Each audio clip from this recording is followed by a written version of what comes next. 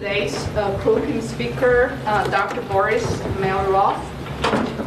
Boris obtained his PhD from Institute of Barcelona, Argentina, in 2003, and then afterwards he joined Los Alamos National Lab. Actually got to know you probably before Javier joined. Yeah, right? I was so we know each other for a long time already, and then also collaborated on some works when my former student Javier Baca joined Los Alamos as a postdoc for a few years. Now he's in Intel. So Boris' interest has been long-term, starting from his PhD study on superconductivity, especially like flux pinning, vortex dynamics. And then he's been continuously working on the flux pinning, and we just talked about something to collaborate. And then his current interest is centered on elastic property of material and topological defect, which we'll talk something today about defect. So defect's a big deal. Vortices, skirmions, dislocations, and the porosity in nuclear materials. So he has 136 peer-reviewed papers, more than 30 invited talks. So it's actually an excellent speaker. So let's welcome Boris. Thank you, Julie. It's a pleasure to be here. From after I leave Kansas, I can now properly say we are not in Kansas anymore. Having been here, thank you. So as Judith mentioned, I've known Judith since I was a postdoc at the Superconductivity Technology Center. You were a review in so we had to behave with her, treat her well. And so today a little bit, I want to tell you not necessarily of the latest, although I will finish with the latest thing we have been doing in Los Alamos, but a little bit of the path that I have been since I did my PhD, as well as earlier time in Los Alamos. I was asked to give this seminar mostly thinking in students, so I will go through some things that are very simple. So please bear with me if this gets too basic. So the title of the talk says Improving Superconductor One Defect at a Time. Someone asked me, why don't you call this talk Making Superconductors Great Again? But yeah, it's I thought this will go better with the censoring in Los Alamos. Anyhow, so you see here the world levitating by a superconductor.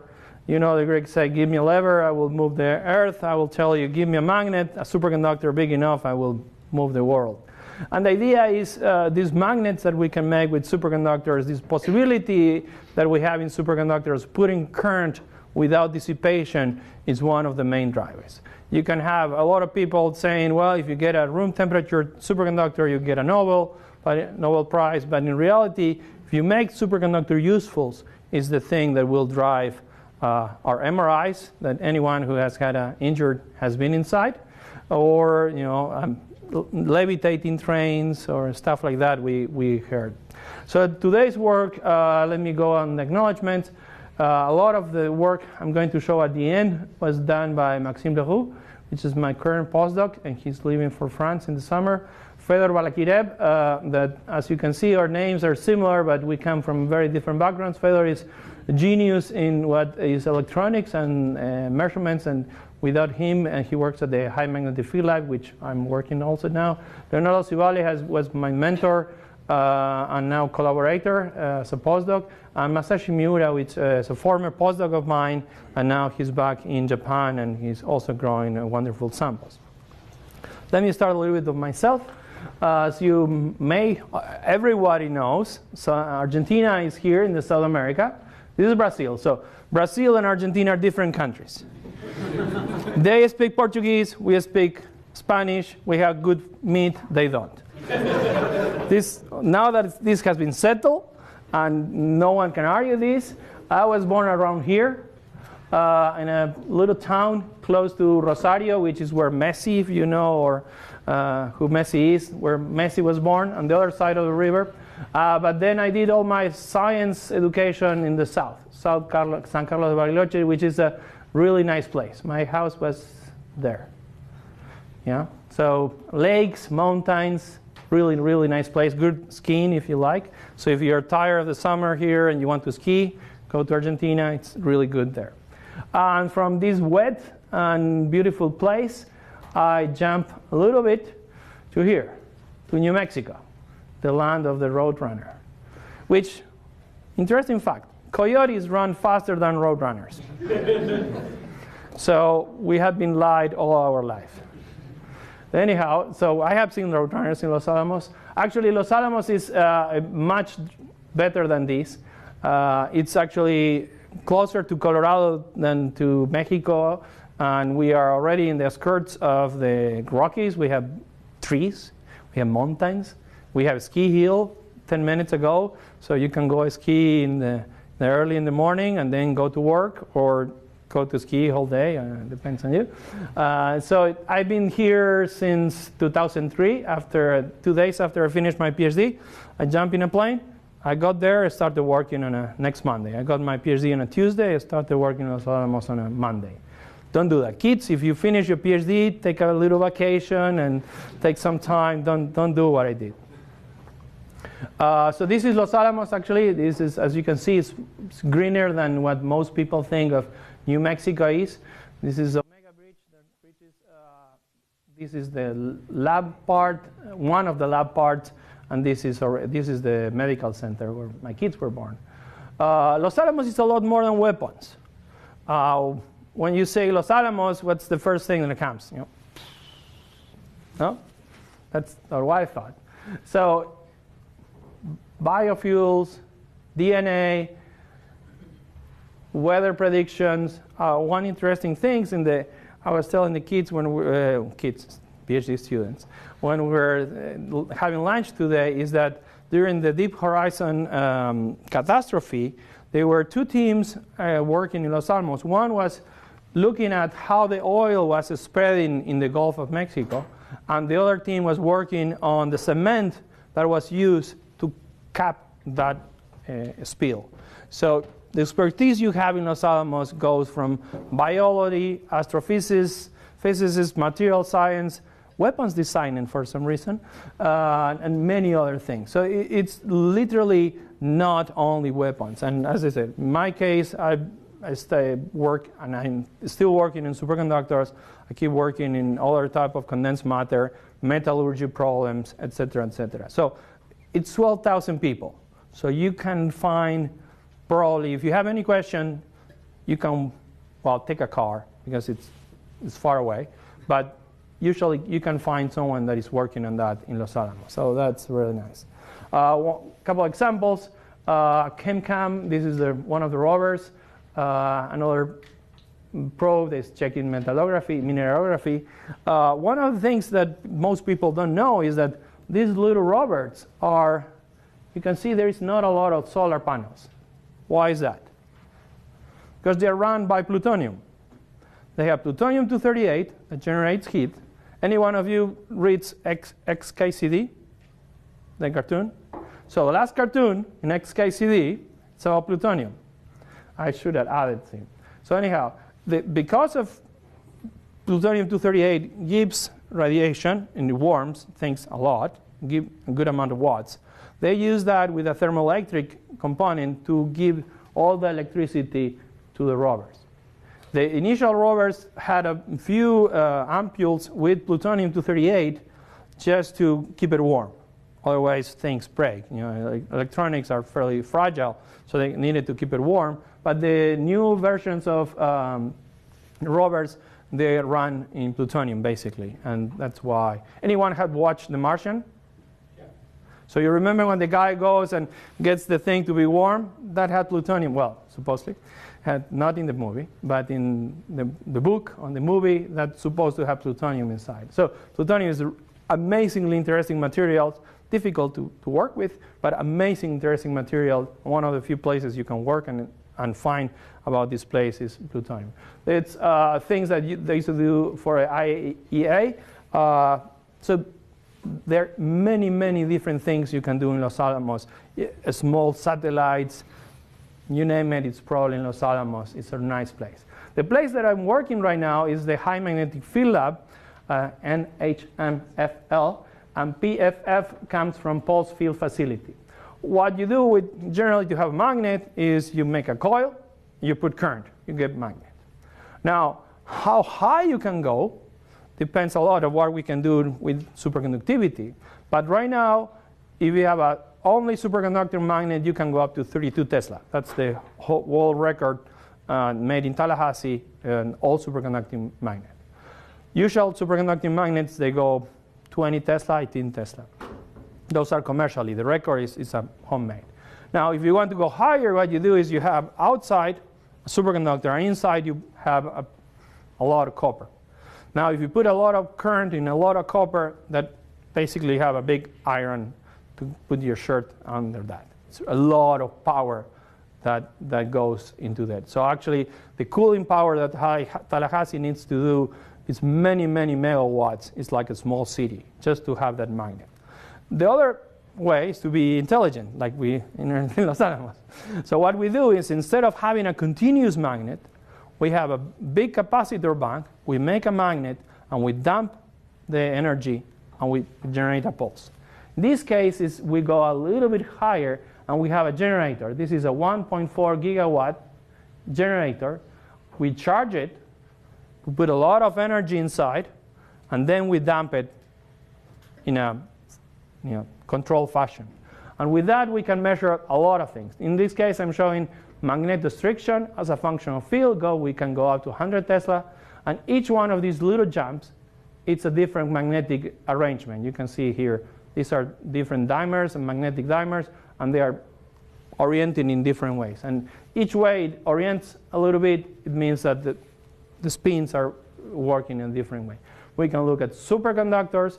We can see the Hartmann-Alfvén oscillations. These magneto-quantum oscillations come from the Fermi surface when electrons goes around the Fermi surface, and depending on which direction you go, they oscillate in a different way. You can get the magnetic effect. So this is the place where we are. This is a user facility, so it's paid by NSF, paid by our taxes.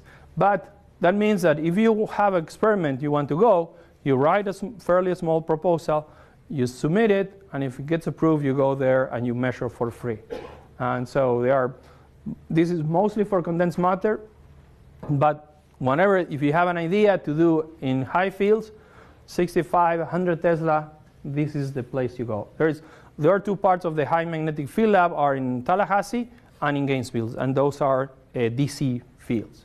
They are easier to measure, but harder to get time on them.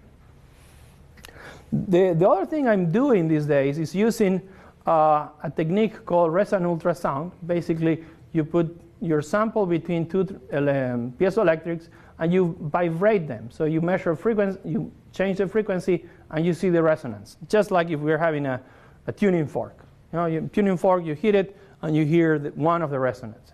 In these cases, I do a slightly more control than hitting it against a door, and I see resonance. And from all this resonance, I can see the elastic moduli. And what do I do with an elastic moduli? Well, elastic moduli are a second derivative of the free energy. So it's like the susceptibility or like a specific heat. So it tells you a lot of what the free energy is. So in this case, I'm looking for effects of defects. These are dislocation. So this is a sample that is loaded with dislocation. I start going up, and here I start seeing the annealing of the dislocation.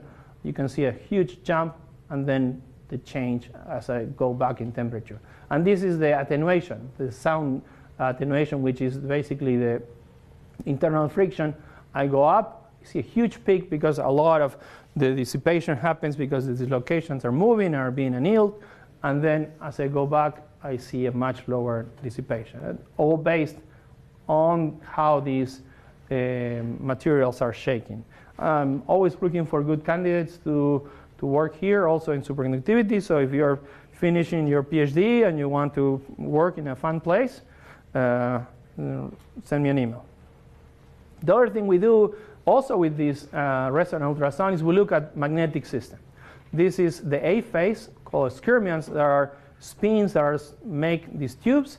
These tubes make an elastic system. They interact to each other and make an hexagonal crystal.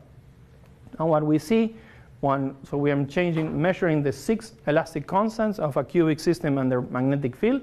And when we get into this phase, we can see a big change both in the compression mode and the shear modes that are important to tell us. Basically, if the skyrmions are in this direction, when they are created, they get more squishy in the direction of each one, and they're harder one perpendicular to them. So this is just a tool. But today I want to talk about superconductivity. And so this happened in Leiden more than 100 years ago. The guy there with the nice mustache is Heike Kamerlingh-Onnes. And he had a question. This is early 1900. So the idea of that electrons behave as a gas, that was the top. This was the top idea. Truth model, gas of electrons. And they knew that as they cool down, resistivity was going down. So they were thinking, okay, as they cool down, and we know what happens with gases when you cool down. They become liquid. So the question was, and then liquids, when you keep cooling down, they become solid. So what happens when a metal gets cooled down? What's going on? So Kamerlingh-Onnes had this idea that gases end up in liquid and liquids in crystals. And do atoms in crystals move? No. So he was expecting that metals become insulators at very low temperatures. This was the experiment he wanted to do. To do that, he needed 2 things. One was to condense helium. He was successful in condensing other other gases, but he needed to do it with helium. And he was in a race against Dewar in England. Dewar has the Dewars, as you know. There's a reason there. Interestingly, in other languages, Dewars are not called Dewars, are called thermos.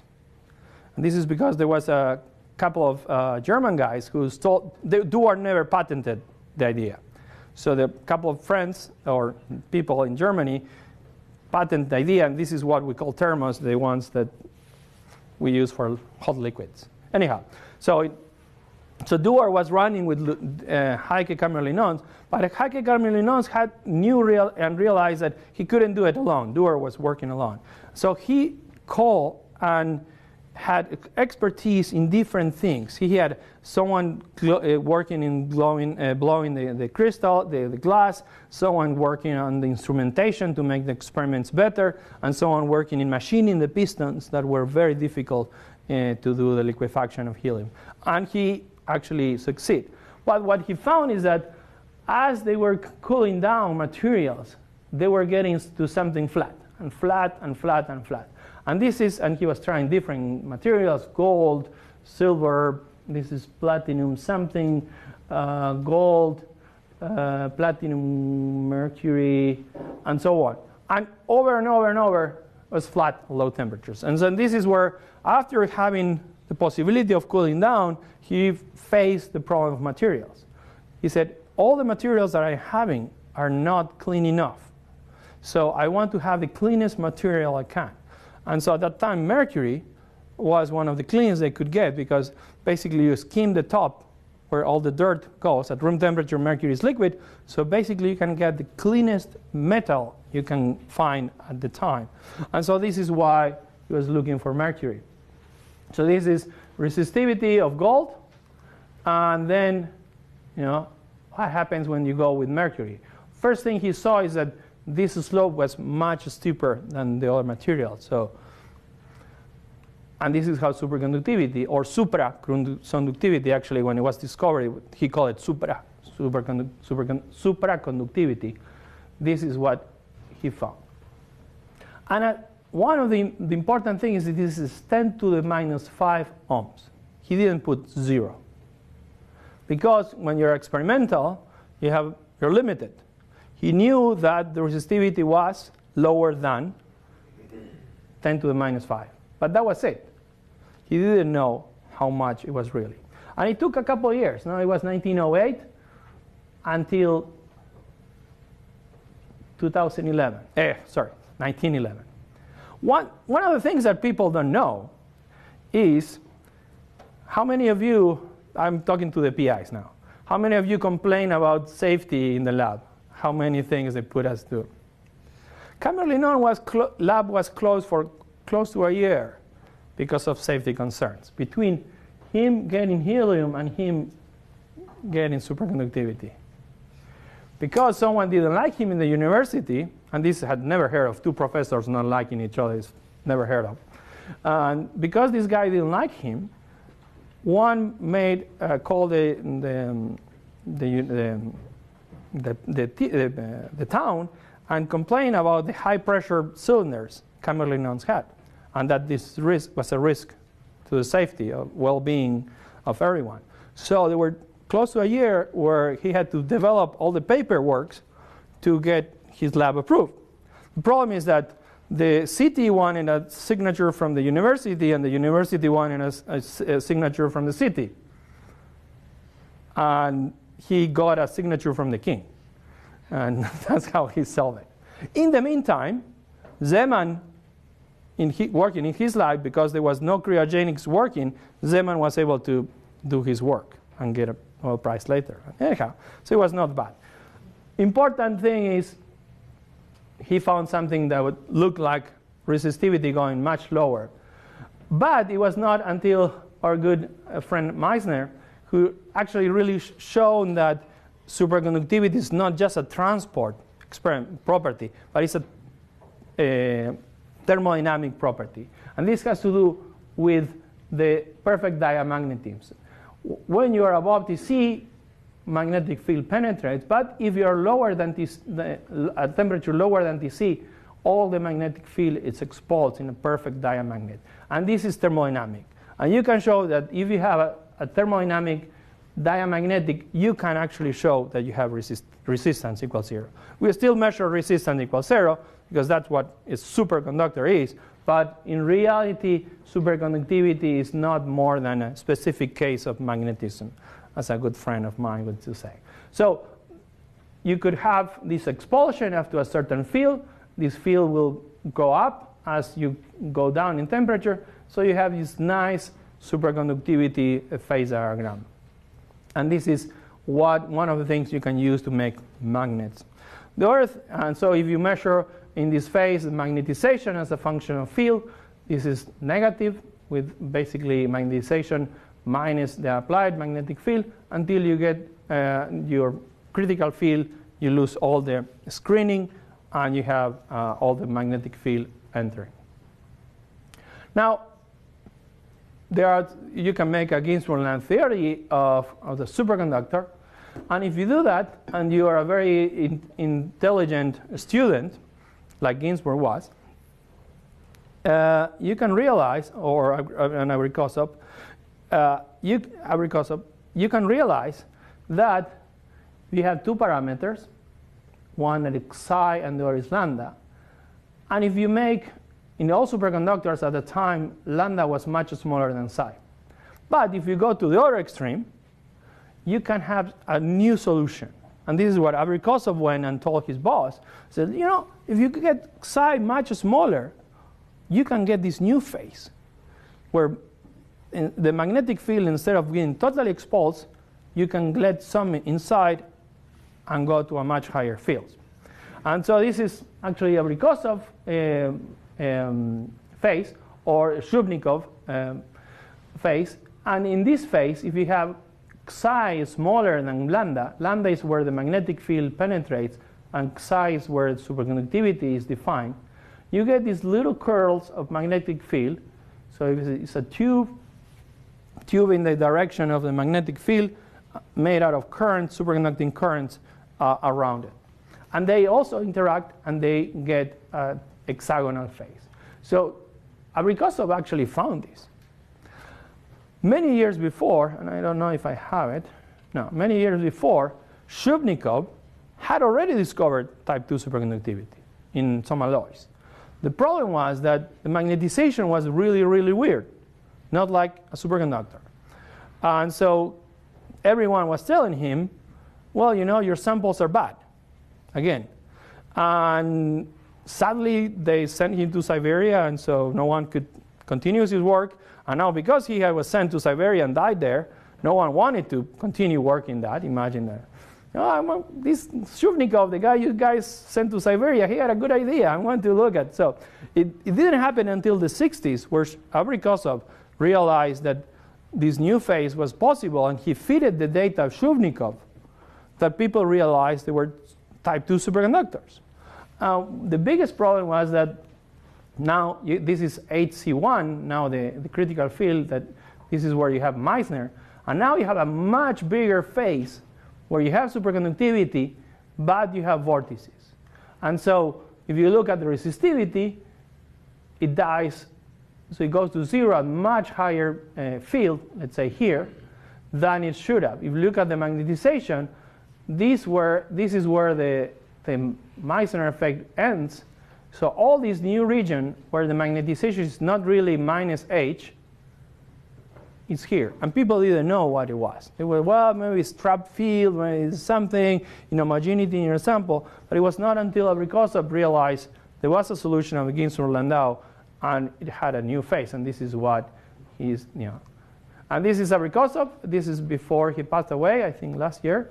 He received, actually given the Recursive Prize. There is a Recursive Prize on the vortex physics, and this is him giving it in, we had a meeting in Chicago where he was working, and he was giving the prize. He said, he told a joke about Stalin Prize. He said that when he was little, there was a Stalin Prize, and it was given in the USSR until Stalin died.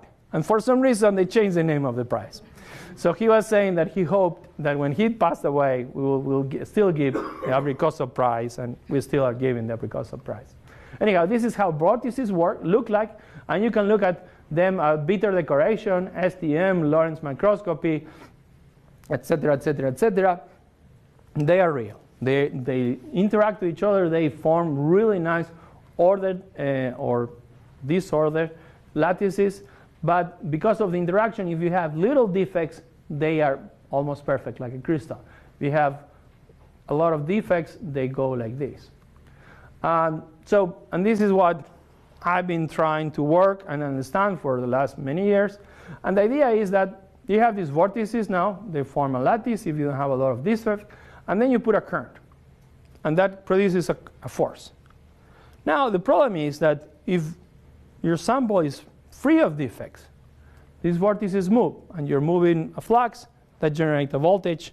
So your superconductor now is not a super anymore. It's just expensive conductor. And so the whole idea of having this dissipation-less transport is lost.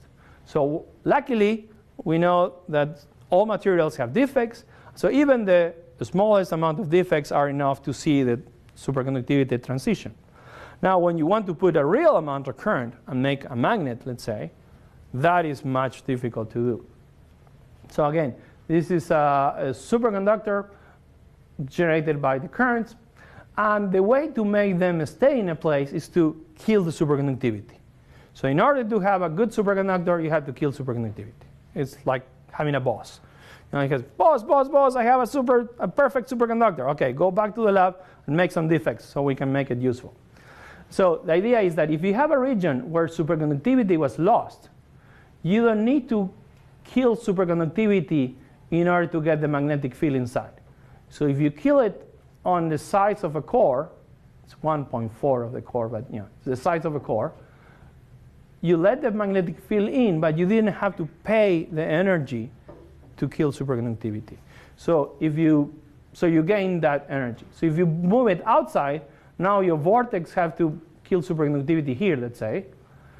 So it has a lower energy to be inside a place where superconductivity has been already killed. So what we do, the idea is we put defects that kill superconductivity, so the vortex doesn't have to kill the superconductivity, and that therefore has a pinning force. It gains energy to be there, to be somewhere else.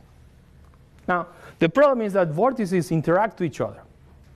So here we have, if we don't have any defect, these are this is bitter decoration, this on a single crystal, and these are twin boundaries.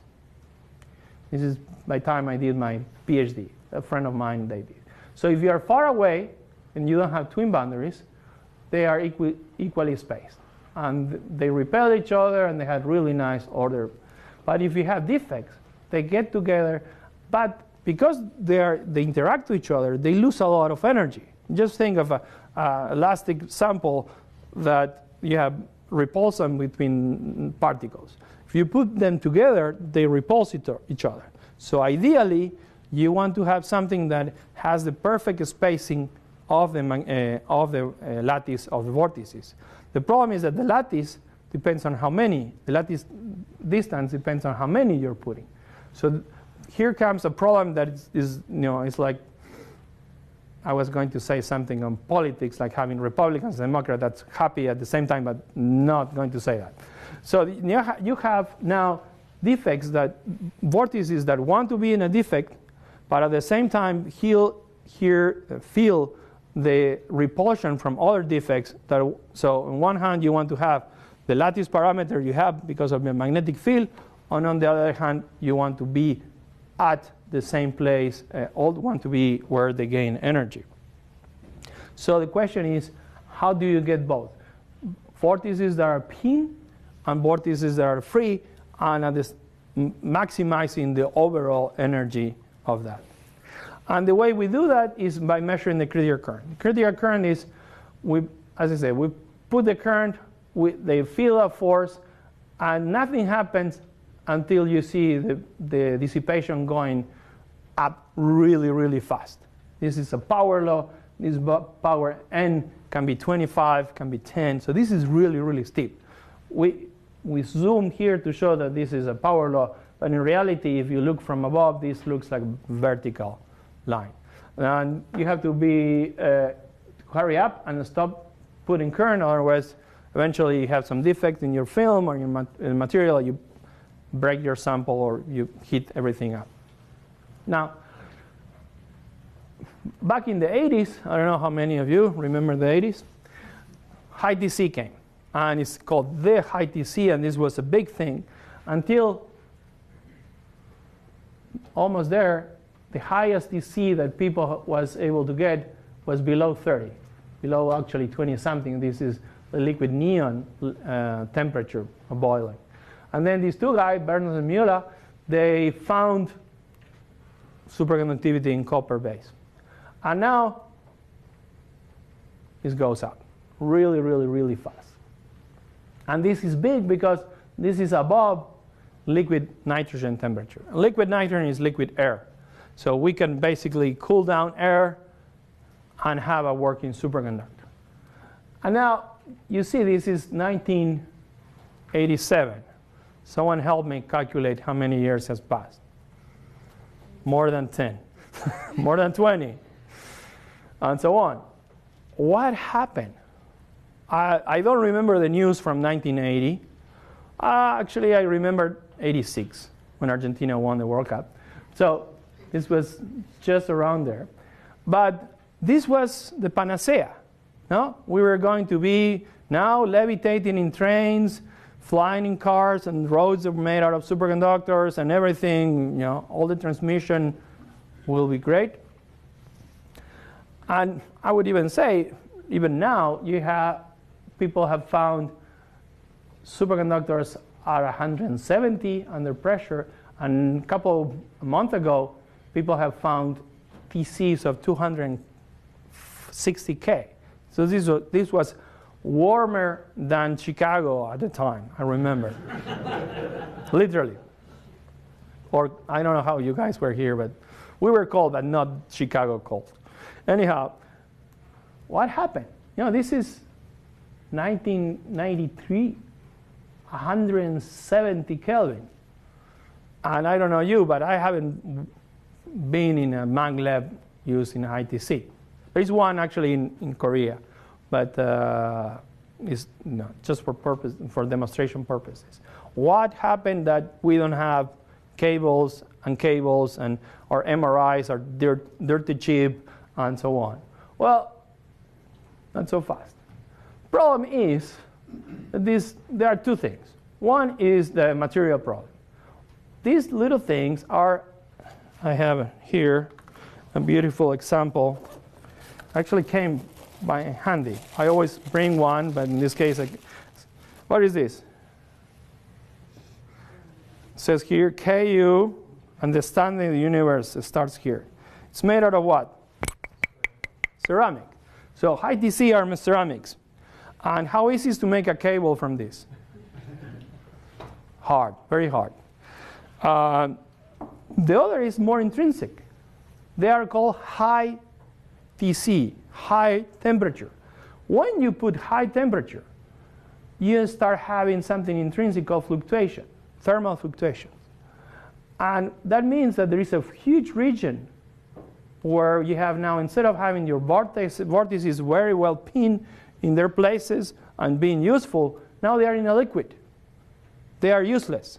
Basically, they never pin because it's easier. The temperature is so high that they're never in their pinning centers. So they're jumping out of their pinning centers all the time. So you have materials and you have a basic problem here that you want to address both. As I said, this is a nice case of having a metal. You know, if you want to bend a metal, you can do it. If you want to bend a ceramic, it's more complicated. So people thought and worked a lot, and this was happening around, I would say, year 2000, late 1900s. People came with different ways to make single crystal by the kilometer. And their idea is that you start with a polycrystalline, in this case, nickel chromium alloy, anything, stainless steel or something. And then by using ion beam deposition, you give here a texture, biaxially texture. In this case, by deforming the nickel tungsten alloy, or a copper nickel too, no? So there are different alloys that you can texture by rolling. You can get texture, and then you deposit your superconductor. This was mostly work by our good friends of Oak Ridge, and this was initially found in Stanford, but it was basically developed by Los Alamos. So this was much better, yes, believe me. Anyhow, but that's not enough. This is a solution to make them long, but we still need to make them good. Back in the 90s, early 90s, people realized that if they used high energy particles, they could make these tracks inside the superconductors. So if you look at from the top, you have like little holes. And if you look at from the side, this is the cross section, you have these columns. And these were very good to make pinning. Imagine you have something that has exactly the same geometry than your vortices. Basically, it's a piece of a tube where you kill superconductivity. So now this is ideal for vortices to jump there. So they show this by putting the defects at an angle. So in this case, it's not perpendicular, so you put it in a direction that breaks the symmetry. And so if they are aligned to the defects, it's good. If they are not aligned, so if you don't use all the part that you killed in the superconductivity, it's not as good. And this is a magnetization loop. Basically, the width of this tells you how the critical current is. And this is the sample perpendicular to the defects. And this is the sample with the field parallel to the defects. So having the pinning the vortices parallel to the tracks is really good. But this requires an accelerator, a huge amount of energy, and the most you can cross is like 50 micron, 10 micron sample. So it's not really commercially viable.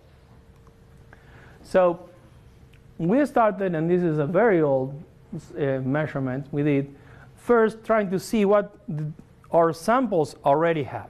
This is a standard YBCO sample. And what we did is measure the critical current as a function of the angle, from the z-axis, which is perpendicular to the film, to parallel to the film. Because the films are anisotropic, they have dislocations, they have voids, they have point defects, they have twin boundaries, they have, I think, marmalade, banana, and many other things. So we needed first to understand what in the world was coming. And so we identified 3 regimes right away, which you don't need to be a physicist to realize that this is one smooth dependence, there is a peak here, and then there is another peak that is very sharp, close to the AB. And we did some physics, and we were able to understand that this comes from random pinning, and this has to come, and these 2 components have to come from correlated pinnings, like the one they were able to make with irradiation, but these are natural. So you need to pay many $1 million for every millimeter square that you're going to irradiate. So this is good. And the idea is, once we identify these peaks and these temperature dependencies of these defects, how can we make them in our lab? So first we identify, then we engineer. And then this is a really nice story. I was a lowly postdoc, and there was this visitor that no one was paying too much attention, and she was making a lot of samples. So I talked to her, and Judith, with a TH, not with a Y, and then, you have some samples? Yeah, I have some samples. And she told me, these samples have nanoparticles. Okay, I measured the samples with the nanoparticles. But what I found is that it was a huge peak. Peaks, nanoparticles don't make peak. Things that are aligned make peak. So I said, you have something else. Let's go back. And this was already the TEM that they had. And you see that you had white arrows pointing to nanoparticles. The final paper has vertical arrows pointing to the columnar defects that the TM person had totally missed. Because we were able to see the huge increasement. And this is because the addition of these barium zirconate nanoparticles end up self-assembling and making columns during the deposition. So this opened a huge amount of work, luckily in this area, that allow us to increase. And you see we were doing 0.2 mega amps per centimeter square. We jump up to 0.7, almost 0.7. So this is a huge increase in critical current. We were really happy. So I said, we have to put these columns. And they work something like this. And when I'm saying into the pinning forest, I'm showing because when you do TEM, this is a more refined, and because of the moire condition, they look like, bamboo. And there were a lot of groups from Japan, so they call it bamboo structure. By the way, this is a work from here, and as you can see, you can have these columns depending on your TEM configuration. You can see the columns going up. So this can be very long. They can be through the sample long. One example I was seeing is this is the world record right now in terms of performance, in terms of pinning energy from here. And by studying and putting different nanoparticles inside, so you have barium zirconia, it was the first oxygen 3, and you can replace the zirconia by other materials. In this case, it's hafnium, and then you can get much better interface and much higher pinning. So this keeps getting improved. Look at the values. I show you 77 1 Tesla. I show you that the best thing we got was around here as 0.7, and now we are getting, this is 1 mega. I cannot read very well. But the JC improvement kept coming up and up because we have better materials. We can make better defects to get our materials better. However, if you do exactly the same composition, you put in your target the same amount of this barium zirconate, and you grow it in a different way. Instead of using a pulse laser deposition, now you use a metal organic deposition. Instead of having columns, you now have nanoparticles that are round. So back in the time, this was puzzling. How could it be that you have the same chemistry, same basically temperature deposition, but you have something that's totally different? In one case, you have columns that go through the sample. On the other hand, you have these little round things. So clearly, the answer cannot be chemistry. It has to be on how these materials are deposited. So what I was in my simple mind, I thought, well, if you have your kinetics here, if you do it very, really fast, MOD-like, then nanoparticles don't have time to grow and become a column. But then, if you do it slowly enough, they're going to align, self-assemble, and form these long rods. So we proposed an experiment is that, okay, two experiments actually. One was, how do you change the kinetics? Easiest, put in a little more temperature. The other is give more time for these nanoparticles to diffuse. So you're not changing the kinetics, but you're giving more time the kinetics to work and self-assemble. So this is a small animation. Imagine that you have your substrate, you have your particles coming from the top, and so they arrive, and then they move. So you have some time between the next pulse and when they arrive, and then they move. So depending on how much you wait, you give them more time to align. Or if you have more energy, they move faster. So that's the idea. And so what we did is we measure the deposit samples at different temperatures. And so if you start in the middle instead of the extremes, because that's where the fun of the story is, if you start in the middle, you can already see this is the slightly higher temperature. You see a peak. And slightly lower temperature, you don't see a peak. Peak, no peak. This is an indication that the higher you go, you may have a peak. And then you go to much higher temperature, and you can see that very high temperature, you have a peak that is much larger, and at lower temperatures, you don't see anything. And the other thing is, if you deposit it very slow, 2 Hertz repetition, you get a huge peak. And if you deposit very fast, you don't get any peak.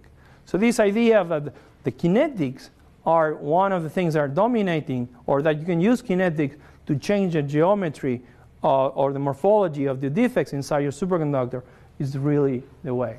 And we had TEM to show that not only the length was getting longer as you go to higher temperatures, but also the alignment.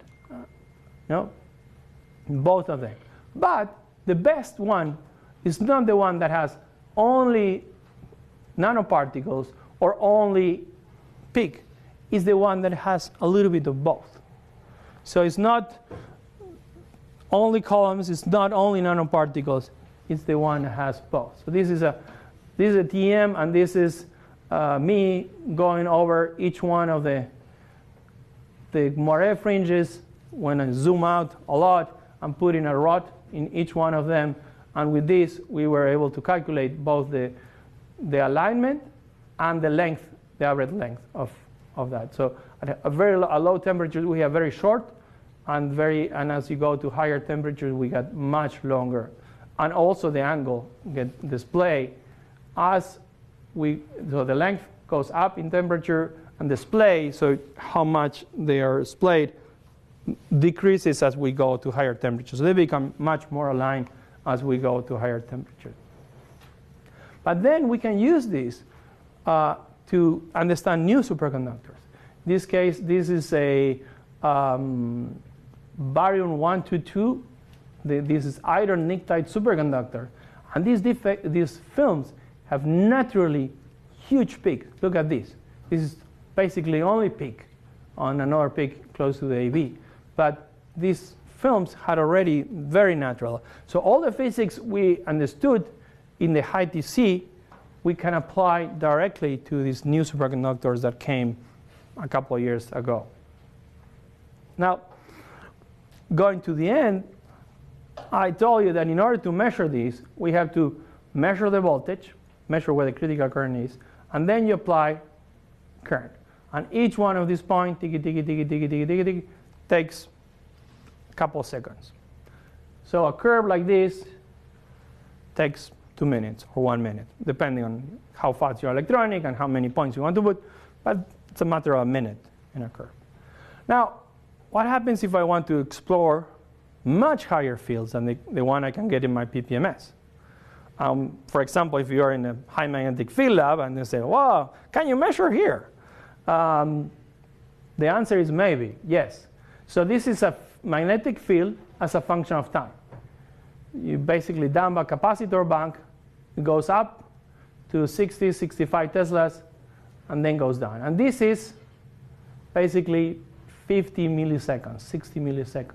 The useful part, let's say up to here, 50 milliseconds. This is a slightly shorter time than my 2 minutes to measure an IV. So what we came up is a very fast system that not only puts pulses of current in a very short amount of time, but also takes a decision when we cross a certain voltage, so we don't basically burn our sample. If you put too much current, you burn your sample. So we came up with this little thing. It's called an FPGA, fast programmable. Here it is. Field Programmable Gate Array, FPGA, and that you can buy for $400. But then you need someone with a PhD to program. But yeah. Anyhow, well, I already have the person who knows how to program this. It's extremely difficult. And so this has a shorter than 1 microsecond deterministic response. By deterministic, I mean every 150, so with a precision of 150 gigahertz, it makes a decision. If you have a computer, the computer doesn't always take decisions at the same time because it's handling a lot of things. So Windows may decide, your experiment is not that important to me, so I'm just going to look at the screensaver first, and then I'm going to decide on your experiment, and then your sample is burned. So we can use this, and we can take decision on the fly on a much smaller time. So this is now microseconds. So these are milliseconds, these are microseconds. And with this, we can go to where no one has ever been before. This is measurements in DC fields, typical lab equipment, 9 Tesla. This is how far you can go with all superconducting. This is how far you can go to a resistive. And this is how far you can go with the highest DC field in a hybrid magnet in Tallahassee. This is 42 Tesla. This is the highest you could measure. And of course, we did it here, where only with pulse fields we can measure. And now we can, so this is a typical, this is raw data. This is how our sample looks like. It's a meander, the current and voltage tabs. And we just have a meander to have a more, a longer sample. So we can measure. These little spikes are because of the impedance of our sample. But basically, as we pulse the current showing in the bottom, we can get higher and higher, and we get the nonlinear, the same. This is the data in DC, the the squares, and this is the data taken at the same temperature, pulsing the magnet only to that field. So we get really good agreement in at least in the places we have measured in DC and pulses, and we can reach where no one, as I said, no one has been before. So this literally opens the avenue to measure superconductors up to 65, 100 Tesla, where no one was able to measure before. So summary, superconductors are good, they're fun, but if we cannot put defects, they are just that. They're fun, they're not good for application. If we can understand pinning in one superconductor, we can apply that to the other superconductors. And right now we have the new hot ride, close to room temperature. So who knows, maybe in a couple of years they will have good samples. Maybe they come up with an idea of making tubes where you can put high pressure in long distance, who knows. But if we understand how vortices move in high DC, we can understand also, apply the same physics to understand the hydrides. And more importantly, how do we pin? It's a nice interplay between how do we form the defects on the chemistry and how the superconductor around and the growth methods and dynamics of that. So thank you very much.